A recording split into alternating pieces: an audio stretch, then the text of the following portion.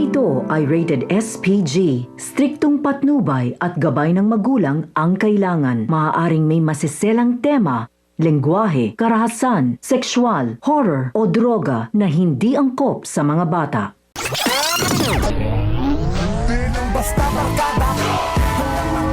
Buong akala nga ni Miguelito at Jackie na masusuhulan pa nila ng pera ang siyang tanging paraan upang mapigilan ang kanilang tuluyang pagbagsak. Ngunit nagkamali sila dahil hindi nagpasilaw si Medina sa offer ng mga gerero. Mabilis na bumaba si Tanggol, Ramon at ang buong tropa matapos na warningan shot itong si Hector. At sa halip na umatras ay sabay-sabay silang gumanti ng putok. Umalingaw-ngaw ang palitan ng bala sa kalsada. Nagkagulo ang paligid at nagsimula na ang matinding sagupaan. Kung saan nagkaharap na si Tanggol at Hector, agad na nasipa ni Tanggol ang baril na hawak ni Hector. Nagkabanggaan ang kanilang katawan, nagsuntukan at nagtulakan na parehong puno ng galit at determinasyon mapatay ang isa't isa. Ngunit sa isang iglap ay nakakuha ng tiyempo si Hector kung saan inihampas niya ang timba kay Tanggol, dahilan kaya't bumagsak ito sa lupa.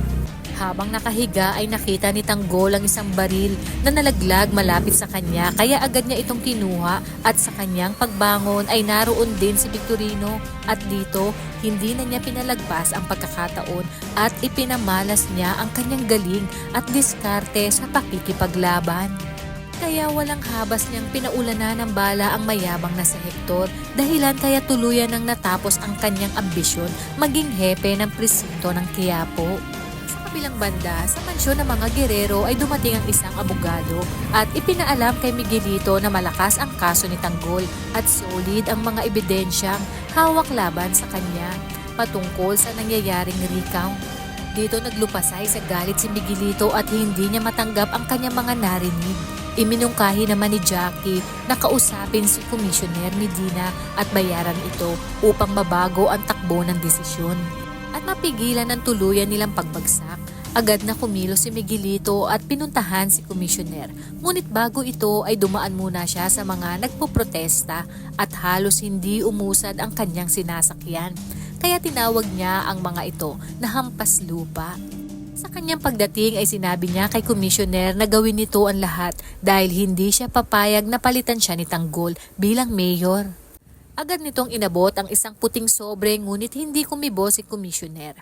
Hindi alam ni Miguelito na may CCTV sa loob ng opisina at dahil sa bugso ng damdamin ay agad niya nga siyang umalis. Ngunit agad naman pumunta si Commissioner sa City Hall na may dalang media. Dito niya isinupalpal kay Miguelito ang puting sobre kung saan may laman na napakaraming pera. Iginiit niya na hindi kailanman matutumbasan ng anumang salapi ang katapatan niya bilang isang komisyoner at ginawa niya mismo ito sa City Hall sa harap ng media upang tuluyang mapahiya si Miguelito at lumabas ang katotohanan.